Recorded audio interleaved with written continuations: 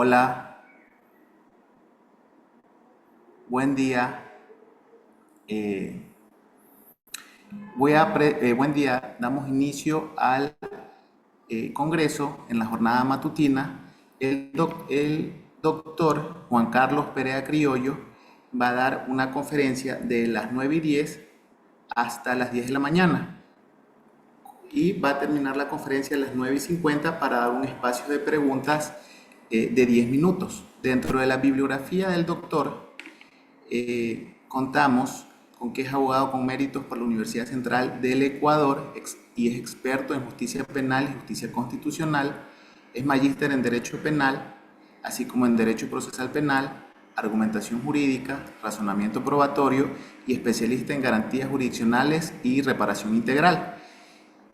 También es magíster en Derecho Penal Económico y Compliance, Criminalidad Organizada y Terrorismo, prueba testifical desde la psicología del testimonio y razonamiento probatorio en bases para el razonamiento legislativo.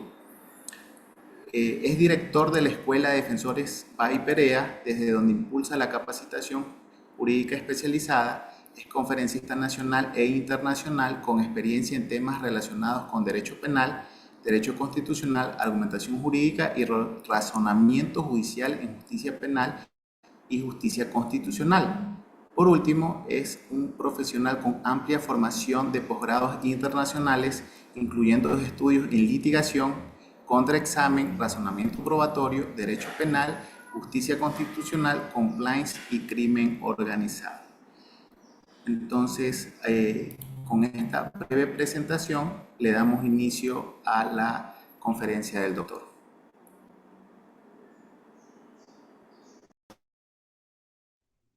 Hola, hola.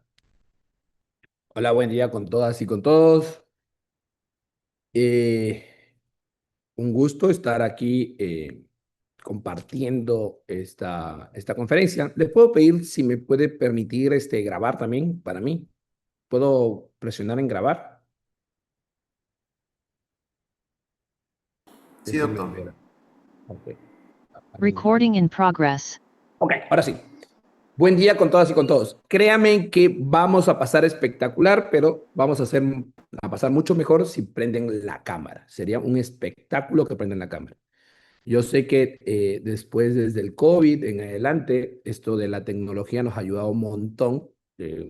Podemos estar en una conferencia a nivel nacional desde todo el país a través de una pantalla, pero esto no quiere decir que se relajan la calidad académica o la responsabilidad, porque un ser humano con responsabilidades y con disciplina creo que es lo más importante en esta vida y para el abogado con mayor razón. Entonces, creería yo que si prenden la cámara, vamos a estar súper, súper que bien. Ahora, agradezco a la Universidad Laulian.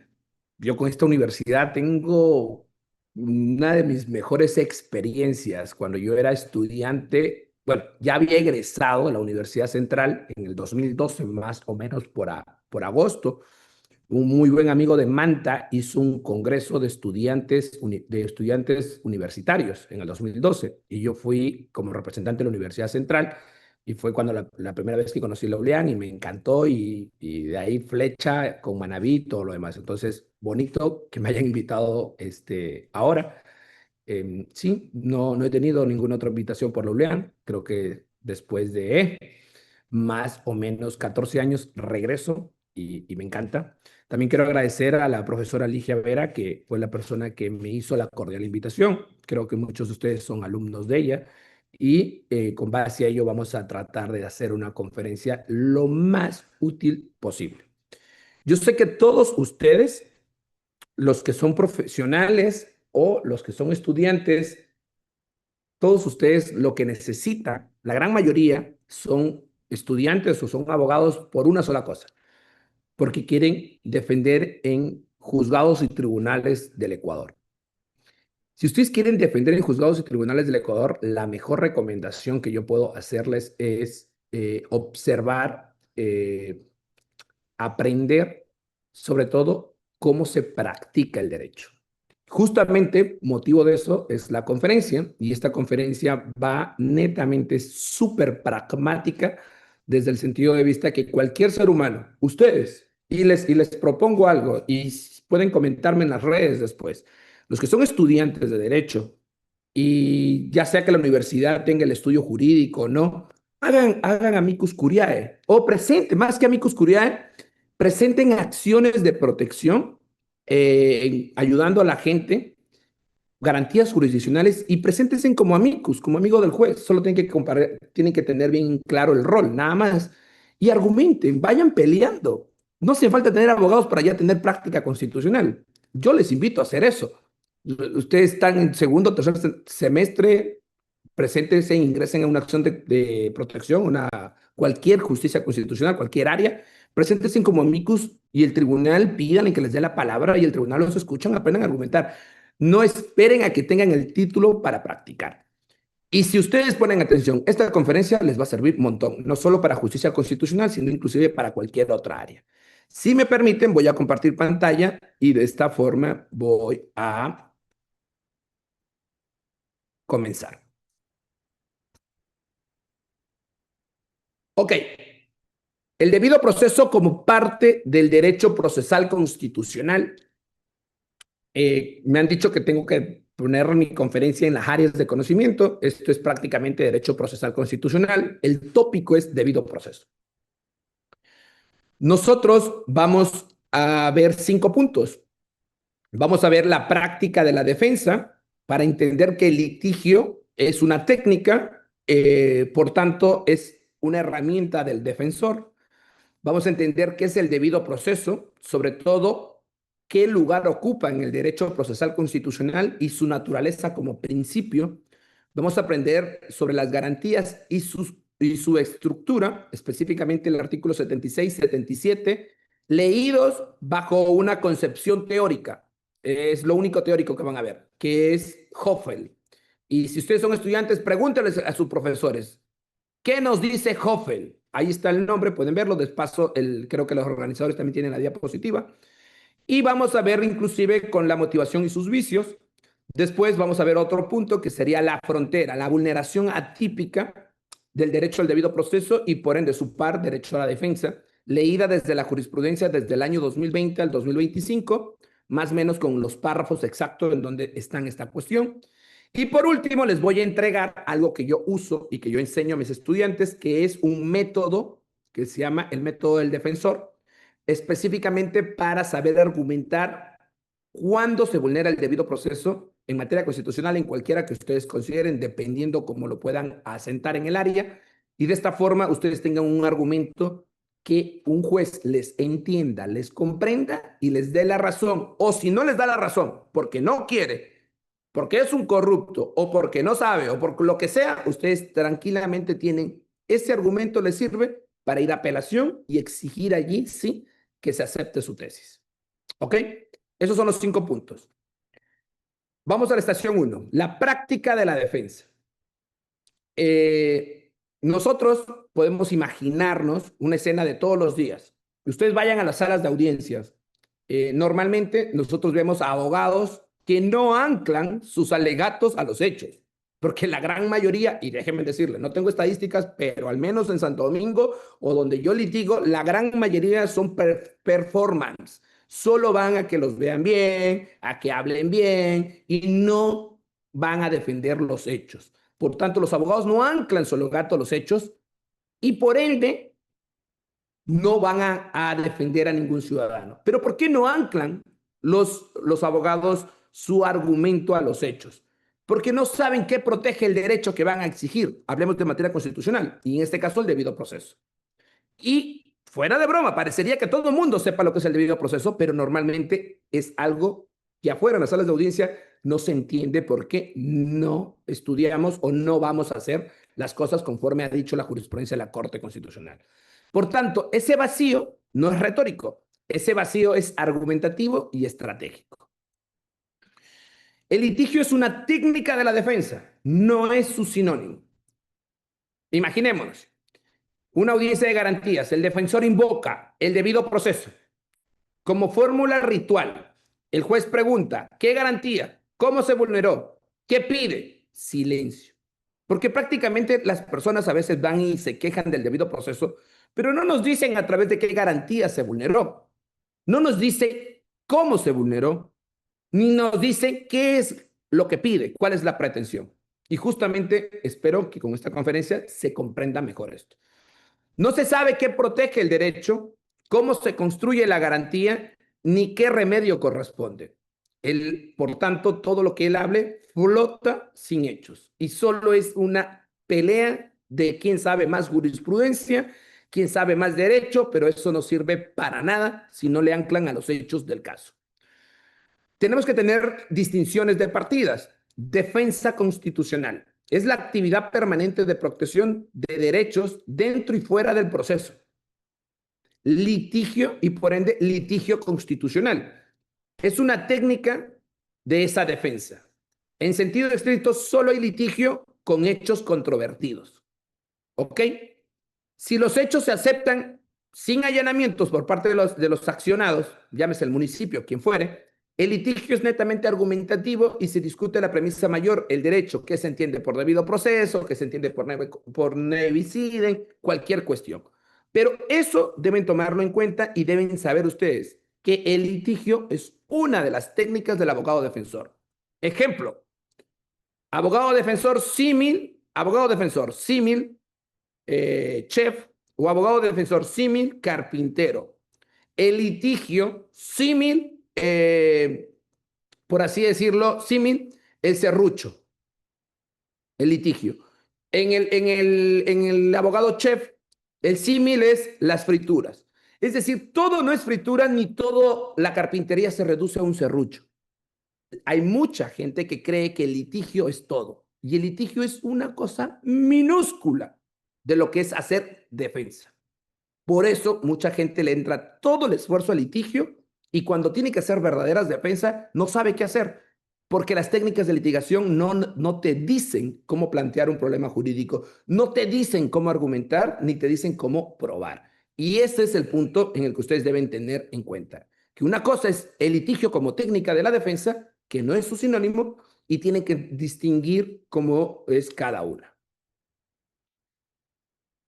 Ahora, la pragmática del derecho. El defensor hace cosas con palabras. El derecho es una práctica argumentativa. Alegar, probar, recurrir y pedir nulidad son los actos del habla. Producen efectos institucionales y se ejecutan con las condiciones de cada acto, es decir, según las reglas. Por ejemplo, constatativo y asertivo, describir los hechos del caso, su corrección es la verdad. Directivo, pedir al órgano, cumplimiento, corrección, nulidad. Cada pretensión tiene condiciones propias. Declarativo, el acto del juez que cambia el mundo institucional, la sentencia, la nulidad declarada, el juez tiene esa potestad. Consecuencia práctica, errar el tipo de acto, pedir corrección donde cabe nulidad, es errar la defensa. Deben tener en cuenta siempre esta cuestión. Y muchos de los casos constitucionales o penales o los que fuere, se caen por no distinguir aquello. Vamos a la estación 2, el debido proceso y su naturaleza. Tres conceptos que el foro confunde. El valorar que el derecho protege y una precisión en la teoría del derecho que cambia la práctica. ¿Qué clases de principio es el debido proceso? Prácticamente aquí, el debido proceso y su naturaleza, hay tres conceptos que normalmente casi todos los tomamos como si fueran sinónimos y no somos muy analíticos. Y si no somos analíticos, no sabemos cómo practicarlos. El litigio es una... A ver, no, perdón. Sí, el litigio es una técnica... A ver, perdón. Estoy acá. Estación 2. Sí, tres conceptos que no son lo mismo. Derecho procesal constitucional. La disciplina que estudia los procesos constitucionales y sus garantías, la sede de esta ponencia. ¿Qué más entra por derecho procesal constitucional? Todo lo que sea para defender la Constitución. Habeas corpus, acción de protección, todos los procesos, acción de incumplimiento, consulta de norma, acción de inconstitucionalidad, todo lo que sea para todo el proceso que sea para proteger la Constitución. Derecho procesal constitucional. Y ahí viene, derecho constitucional procesal, que es las normas constitucionales sobre el proceso, es decir, el contenido sustantivo respecto de los procesos. Esto irradia a penal, constitucional, laboral, civil, mercantil, todo. Y constitucionalización del proceso. ¿Qué quiere decir? Es un proceso histórico por el cual hoy en día, por ejemplo, tenemos la Constitución del 2008. Resumen de esto. Cuando ustedes hablan de derecho procesal constitucional, lo que buscan es proteger a la Constitución a través de un proceso. Cuando ustedes proteger a la Constitución a través de un proceso, ¿pero qué protegen? Los derechos sustantivos, es decir, el buen vivir, la libertad, todas estas cositas los protegen las protegen a través de un proceso. E inclusive el mismo derecho procesal constitucional lo pueden proteger en acción extraordinaria de protección. Es decir, todos los procesos que están en la Ley Orgánica de Garantías Jurisdiccionales y Control Constitucional, más la jurisprudencia relevante.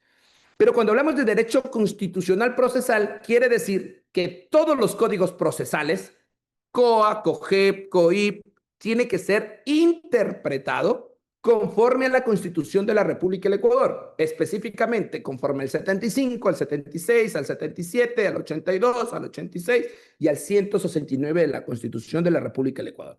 Y la constitucionalización del proceso es ese momento histórico en donde dejamos de ver a la Constitución como un simple mandato de prerrogativas a un cumplimiento directo. ¿Qué protege el debido proceso? El valor protegido es que los intereses de una persona sea juzgado a través de un procedimiento que asegure, tanto como sea posible, un resultado conforme a derecho. Por favor, si me permite, voy a ausentarme 10 segundos.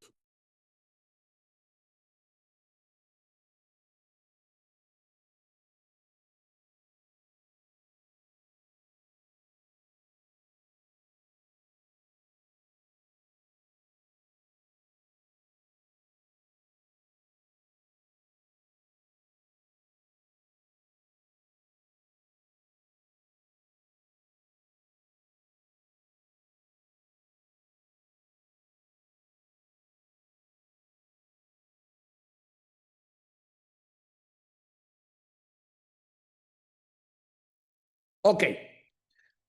A ver, el debido proceso es un derecho fundamental porque protege un valor. Y el valor es que los intereses de una persona, usted, yo, quien sea, sean juzgados. Juzgados se refieren a jueces, autoridades administrativas, de hecho, como estudiantes.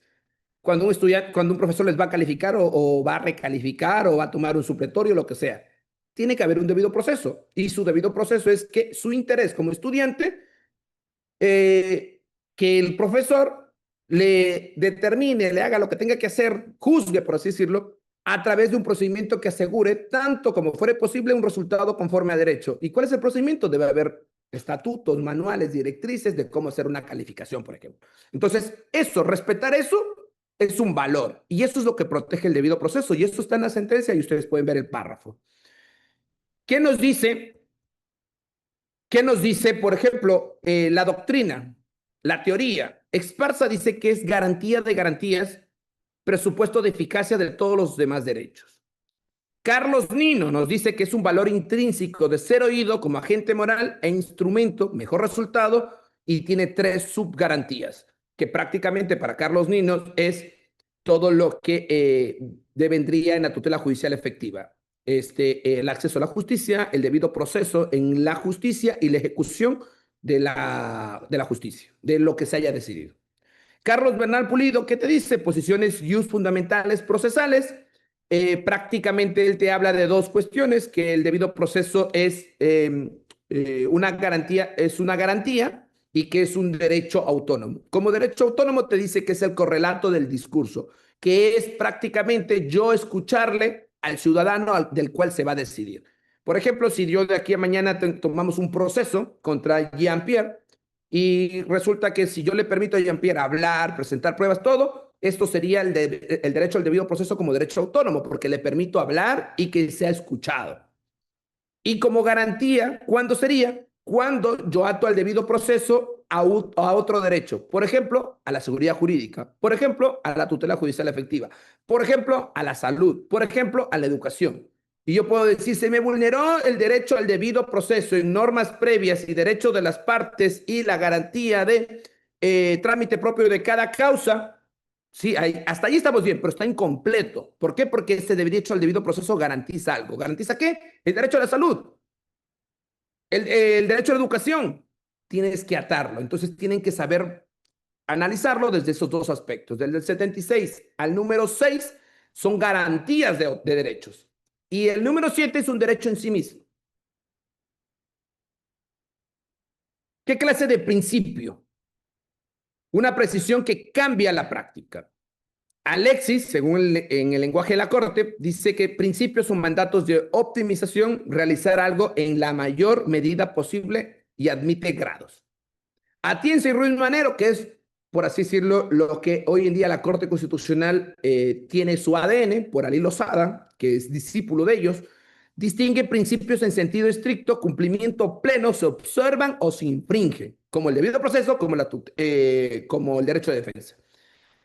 Por tanto, se distinguen de directrices porque no es que queda a potestad del juzgador de sí, no, mayor medida, y por tanto no es un mandato de optimización, sino tiene que ser un principio en sentido estricto. ¿Se cumple o no se cumple? ¿Por qué? Porque así lo determina la Constitución y la jurisprudencia de la Corte Constitucional y tiene anclado una teoría, que sería aquí la doctrina que genera Atienza y Ruiz Manero. La tesis. El debido proceso opera centralmente como principio en sentido estricto, determinando lo debido, el proceso lo fue o no lo fue. ¿Qué quiere decir esto? Que usted puede atacar a un proceso judicial, administrativo, el que fuere. Usted lo puede atacar cuando usted hace una observación. Y usted dice, aquí, en este momento, el proceso ya no es debido. ¿Pero por qué no es debido? Porque mi expectativa es de que asegure un resultado conforme a derecho y justo esto no tenía que suceder. ¿Por qué? Porque la regla dice que se tiene que notificar y no me notificaron. ¿Se entiende? Porque resulta que apelaron y me tenían que escuchar a mí qué opino de la apelación y no me escucharon. Entonces, hasta aquí el proceso fue debido y entonces tiene que corregirse retrotrayéndose hasta el momento en el que el proceso dejó de llamarse debido. ¿Ok? Por eso su infracción conduce a la nulidad.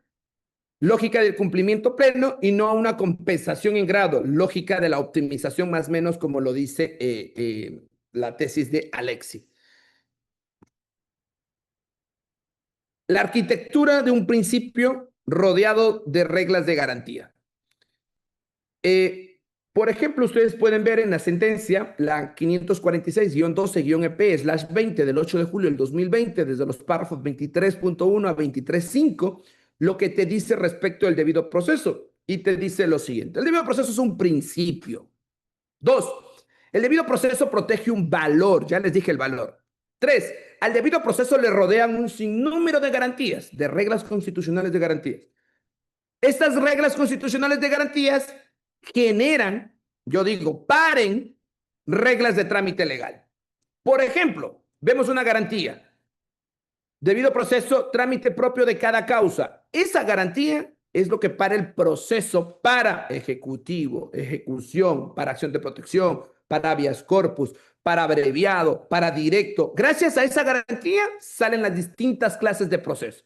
Vamos a otra. Derecho de defensa en no indefensión en ninguna etapa, grado o procedimiento. Es una garantía del derecho a la defensa que sería la otra forma del derecho del debido proceso, del derecho autónomo. Esa es una garantía. ¿Qué reglas pare? Pare la regla de la citación, pare las reglas de la notificación, porque esas reglas de trámite legal nacen con el ADN de la garantía, no indefensión en ninguna etapa, grado o procedimiento.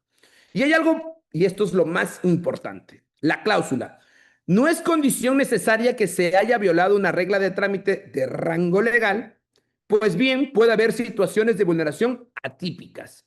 Esto es la innovación y esto es el carro electrónico de la Corte Constitucional. Esto es el Tesla, cambiar todo el aparataje o todo el sistema automotor.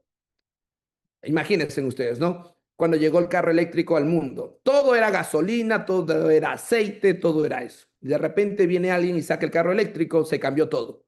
Asimismo, llega a ser esta cláusula de la Corte Constitucional, a decirte que no es necesario la vulneración a una regla de trámite legal, porque pueden haber situaciones atípicas. ¿Y por qué pueden haber situaciones atípicas? Porque nuestro legislador no es el más sabio y no crea reglas en potestades de cumplir o de proteger esos valores. ¿Ya? Por ejemplo, el derecho a la defensa, que es el derecho autónomo del debido proceso, que es el otro lado de la moneda, este protege un fin, no quedar en real indefensión. Pero todas las posibilidades de real indefensión no van a estar nunca en un catálogo procesal. Primero porque nuestros legisladores no son los más sabios y también aquí reformar un código se demoran años. Hasta eso nos morimos de viejo, decía mi abuela. Y no. Entonces, claramente, como la Constitución se aplica de manera directa, cuando la Corte habla de esta cláusula, que no hace falta vulnerar una regla de trámite legal para vulnerar el valor o el principio, en este caso, del debido proceso como garantía o del debido proceso como derecho autónomo, claramente tenemos situaciones atípicas y ya lo vamos a ver que la Corte así lo ha hecho y esto permite una mayor práctica. Esto prácticamente les va a permitir a los abogados que saben a poder argumentar. Porque hay otros que dicen, pero dime en qué ley está. Ese abogado o esa persona que dice, pero es que no hay una regla, no hay una ley que te habilite. Eso es como el Pentium 4, Pentium 5 de las computadoras. Es como que antes del 2000, déjenlo allí, ya no escuchen a esas personas porque no están actualizadas. No hace falta regla que exista para yo poder exigir el cumplimiento de un principio, de un derecho, y en este caso del debido proceso y del derecho de defensa. Las garantías y su estructura. Vamos rápido que no tengo tiempo. El mapa de las garantías. Hay típicas y atípicas. ¿Cuáles son las típicas? Todas las que rodean al 76 y 77. Los números que están allí. Atípicas, las que no están. Por ejemplo, en el 76 no tenemos el principio de culpabilidad como una garantía del debido proceso, pero ustedes saben, los penalistas y los administrativistas, que sin principio de culpabilidad no tomamos una decisión. Podría ser tranquilamente una garantía atípica del debido proceso como garantía. ¿Garantía de qué? Del derecho a la libertad. Imagínate que den la culpabilidad a alguien sin observar el principio de culpabilidad y se mande preso a alguien que ni siquiera hizo cosas que tenía que hacer. O sea, ni siquiera se lo sanciona por cosas que no hizo. Entonces, claramente, este principio de culpabilidad es una garantía típica del debido proceso que garantiza otro derecho, la libertad. Reglas propias e impropias. Estas son respecto de las garantías típicas y también puede haber de las atípicas. ¿Qué quiere decir propias e impropias? Propias quiere decir que el solo socavamiento de la regla constitucional ya vulnera el valor. Las impropias no. En las impropias usted tiene que ir a la regla de trámite legal y después la incidencia con el valor. Ejemplo de esto. Si yo le contrainterrogo a Jean-Pierre sin presencia de su abogado después de que hubo un accidente de tránsito y yo lo veo que Jean-Pierre anda caminando por allí medio golpeado, medio sonámbulo y yo como policía me acerco y le digo, señor, identifíquese, usted estaba manejando el vehículo y Jean-Pierre estaba todo sonámbulo del golpe, me comienza a decir que sí. Y yo voy y digo en la audiencia, es que Jean-Pierre dijo que él manejaba. Cuando puede ser mentira, ¿no? Él iba de copiloto y resulta que el que manejaba era otra persona y se fue. Entonces, ¿se vulneró una garantía? Obvio, lo interrogué. Soy policía sin presencia de su abogado defensor. Claramente vulnera el derecho a la defensa y por ende invalida otras cosas, ¿no? Una garantía impropia. Por ejemplo, el juez competente. Si usted quiere decir se vulneró el juez competente como parte del derecho a la defensa, tiene que irse a las reglas de competencia de los códigos, del Código Orgánico de la Función Judicial, del COGEP, del COIP. Por sí solo no puede alegarla sin recurrir a las reglas de trámite legal. Y usted puede decir, sí, se vulneró el artículo tal, que dice que esto es competencia. Y yo como juez constitucional te digo, ya ok, cumpliste el primer requisito, me has dicho que se ha vulnerado la regla del trámite legal, ahora dime por qué eso incide con el valor de real indefensión. Tienes que argumentar, tienes que justificar, si no, no sirve. Genérico impunitivo. El debido proceso genérico es el 76 y el 77 es el punitivo. Claramente la Constitución ahí comete un error y dice que es para las privaciones de libertad, pero en todo proceso penal no hay privación de libertad.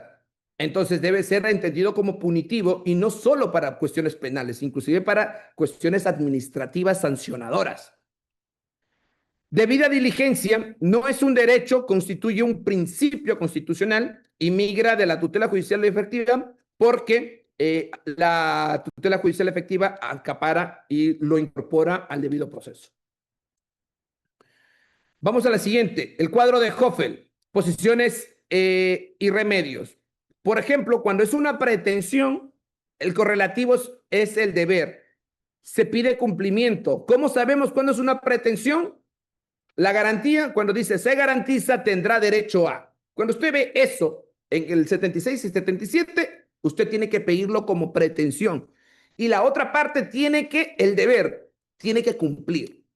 Privilegio, cuando usted ve, por ejemplo, se pide respeto a la libertad.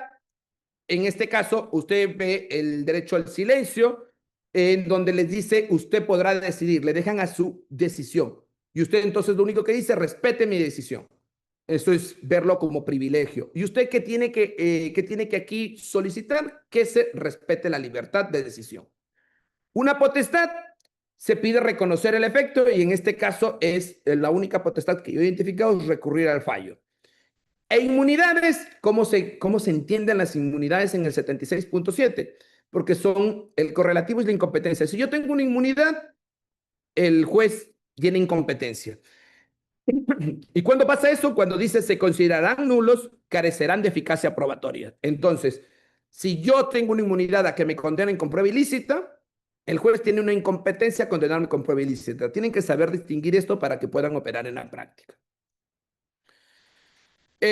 Por ejemplo, prueba ilícita es una inmunidad, argumentar y contradecir son privilegios, recurrir es una potestad, el silencio es un privilegio, la caducidad de la prisión preventiva, esto es una inmunidad temporal más una incompetencia del juez y potestades que tienen ahí una mezcla, son varios átomos que están allí, y la motivación tiene un deber y también tiene una garantía. Son dos posiciones dentro de la misma cuestión. Son cuestiones que ustedes pueden ya utilizarlas después. Algo de la motivación, rapidísimo. La motivación, hay, según la sentencia, ustedes pueden leer dos sentencias, la 1158 y la 1852. Ustedes van a encontrar motivación correcta, motivación suficiente, motivación insuficiente, motivación aparente y tienen 4 vicios. Motivación correcta, la mejor argumentación posible. La suficiente, una estructura mínima. La insuficiente es cuando no se cumple la estructura mínima, puede ser insuficiente o inexistente, y la aparente es cuando yo quiero llegar a la suficiencia o yo quiero llegar a la corrección, pero con labia, como dicen normalmente los adolescentes. Cuando le mete mucha palabra y nada que ver, no resuelve el punto. Ahora vamos a la frontera de la vulneración atípica. Solo vamos a ver 2 ejemplitos nomás para que se den cuenta.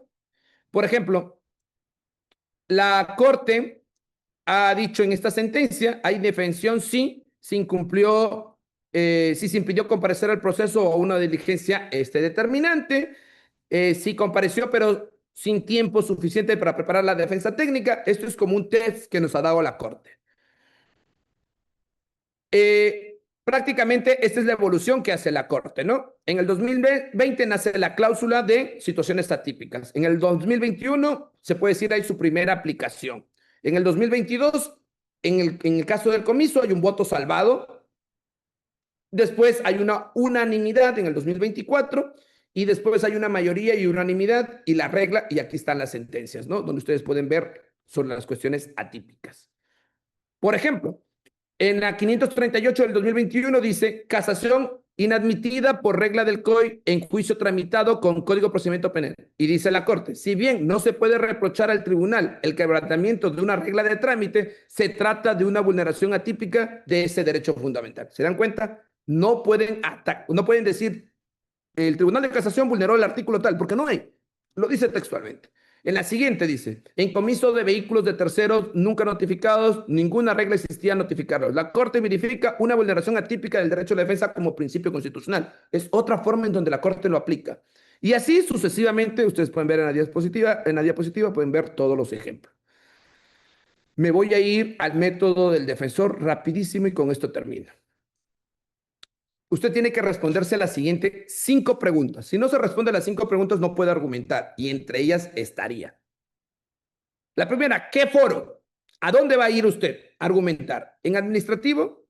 en judicial ordinario, en penal, constitucional. ¿Por qué? Porque cada uno tiene sus reglas. Tiene que saber identificar qué debido proceso va a atacar usted. Segundo, ¿qué derecho y qué protege? ¿Cuál es el valor constitucional? Tiene que tenerlo muy claro porque esto es el ADN de todo el argumento. Tercero, ¿qué garantía y qué estructura tiene? Tiene que ir a localizar la garantía del 76.7, 76.4, 76.5, la que fuere. ¿Y qué estructura tiene que saber en el sentido de Hoffel? ¿Qué modalidad tiene? Si es una potestad, si es un privilegio, si es una inmunidad, si es una pretensión. Después tienen que decirme esa garantía, si es propia o impropia o atípica inclusive. El principio de culpabilidad es atípico, es propia, se va por este supuesto fáctico, es impropia porque estas son las reglas de trámite. Y después tiene que decir qué hechos y qué prueba va a justificar lo que usted alega. Esta sería la estructura que deben tener siempre para alegar una vulneración al debido proceso. 5 ideas que se deben llevar. El litigio es una técnica de la defensa. Sin hechos controvertidos, el litigio es argumentativo, se gana en la premisa mayor. El debido proceso opera como principio en sentido estricto, o se cumplió o se vulneró. Por eso el remedio es la nulidad. El texto constitucional delata la estructura de cada garantía. Hoffel convierte a la lectura en estrategia. La motivación tiene vocabulario y 2 bloques de vicios. Cada bloque su carga argumentativa. La vulneración atípica es jurisprudencia operativa con párrafo exacto. El catálogo no agota el principio. Son 5 cosas que ustedes tienen que tomar para mí como una conclusión y el mensaje en esta ponencia. Por favor, si ustedes gustan, quieren seguir discutiendo algo, ahí están las redes donde pueden seguirme y dispuesto a las preguntas, señor moderador. Devuelvo la palabra.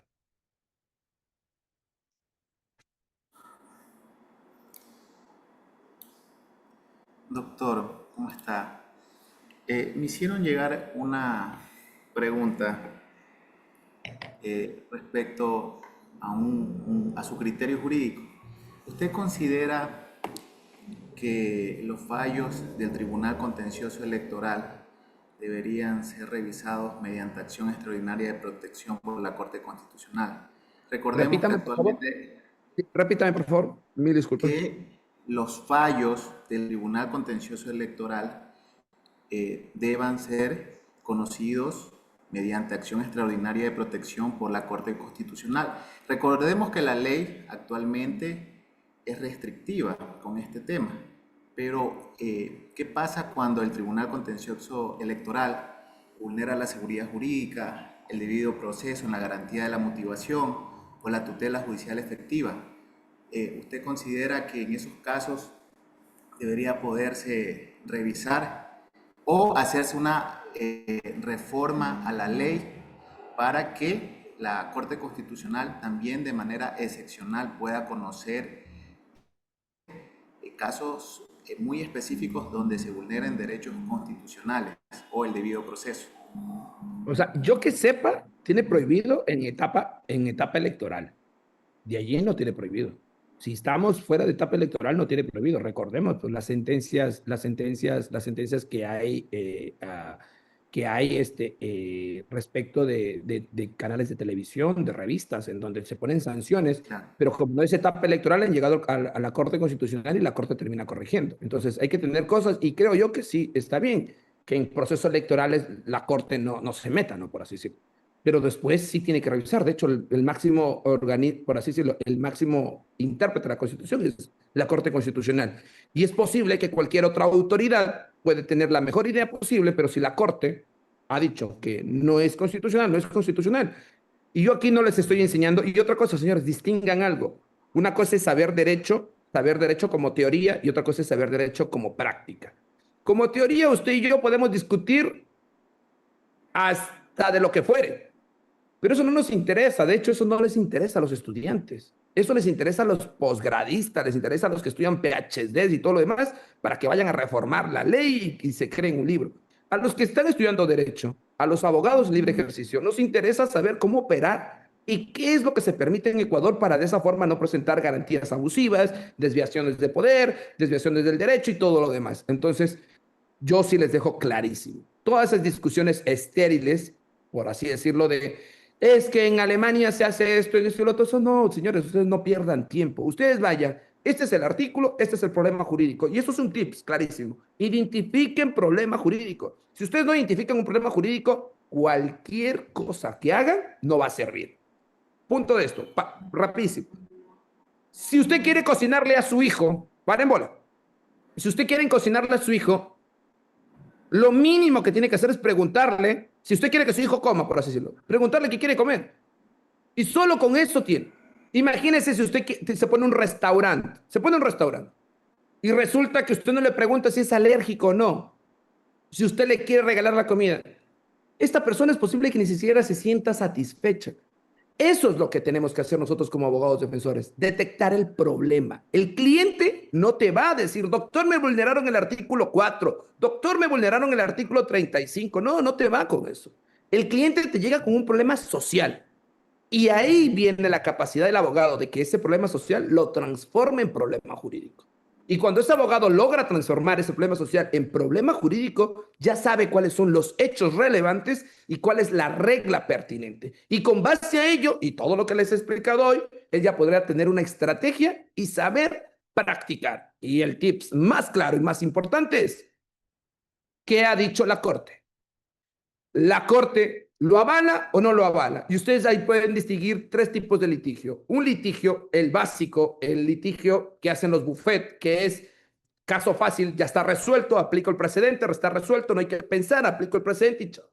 Segundo, cuando usted quiere empujar a la jurisprudencia a realizar una mejora en la jurisprudencia, a crear una excepción o a evolucionar, adelantarse la regla creada por la Corte.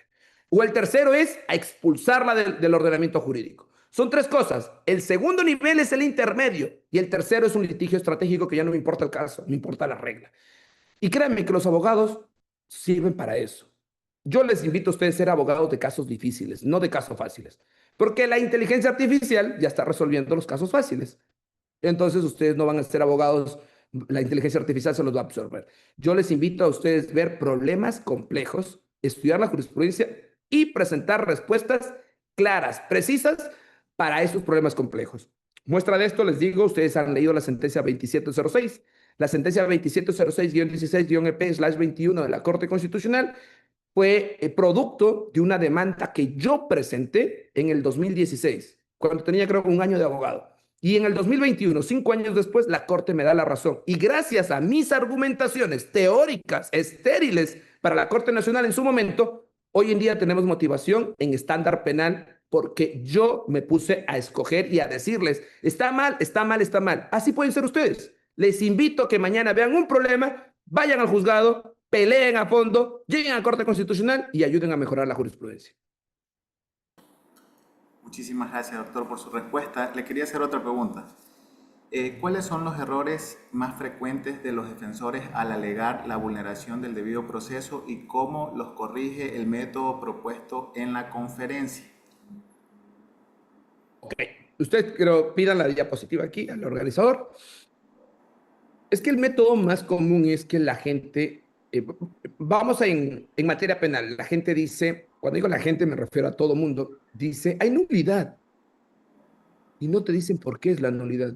A lo mucho te dicen porque se vulneró un artículo. O en garantías jurisdiccionales, van y te dicen, se vulneró el debido proceso, se vulneró el derecho a la defensa. Unos pueden avanzar a decirte en la garantía tal, pero nada más. El error más común y el que te cuesta casos es no atar esa afirmación normativa, me vulneró el debido proceso, a los hechos concretos. ¿Y por qué no los ata? Porque yo solo podría llevar los hechos relevantes cuando yo entienda qué es el debido proceso. Cuando yo entienda que es el debido proceso como garantía y el debido proceso como derecho autónomo. Y cuando yo entienda que me toca darle a una regla constitucional de garantía. Y cuando yo entienda que esa regla constitucional de garantía puede ser propia o impropia. Y si es impropia, me toca entender el sistema procesal de dónde se vulneró el debido proceso. Entonces, en realidad, El problema aquí es que los abogados normalmente son simplistas. Llegan y dicen, se vulneró el debido proceso. Y aquí hay dos errores, al menos identificados por mí. Un abogado que es simplista no le entiende ni la inteligencia artificial. Pongan un argumento así, la inteligencia le va a decir, no sirve.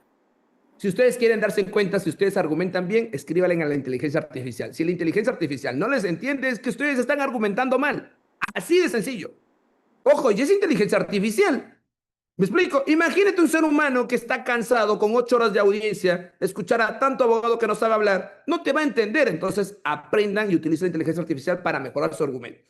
¿Cuál es el punto aquí, lo más importante en este contexto?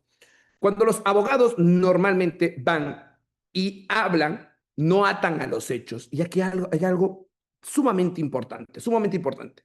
Los abogados son simplistas y solo van y se quejan. Cambien ese chip. Yo les invito a ustedes a hacer lo siguiente. No se vayan a quejar. Usted no va a pelear con el juez. Usted va a ayudarle al juez. Usted tiene que pensar como si fuera juez. Si usted fuera juez ganando $4,000, que en realidad un abogado competente ganaría muchísimo más afuera, ganando $4,000, escuchando y resolviendo 10, 15 audiencias diarias de abogados que no saben ni hablar. Literal, hay que hacer un mea culpa. Ustedes no se van a sentir aburridos.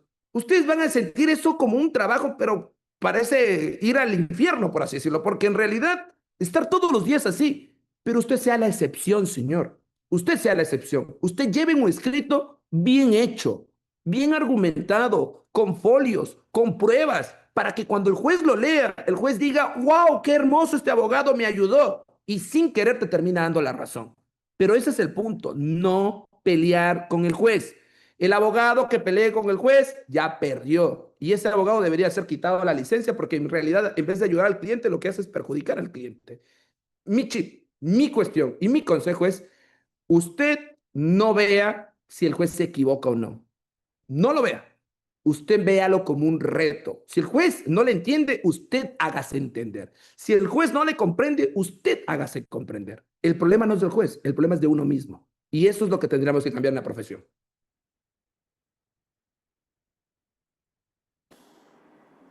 Doctor, muchísimas gracias por sus respuestas. Por cuestiones de tiempo ya no vamos a seguir realizando preguntas y en nombre del doctor Marco Zambrano, rector de la Universidad Eloy Alfaro de Manabí, y de la ingeniera Gina Lor Moreira, directora de la sede de Santo Domingo, expresamos nuestro más sincero agradecimiento al abogado Juan Carlos Pereas Criollo por compartir su conocimiento, experiencia profesional y reflexiones académicas con nuestra comunidad universitaria.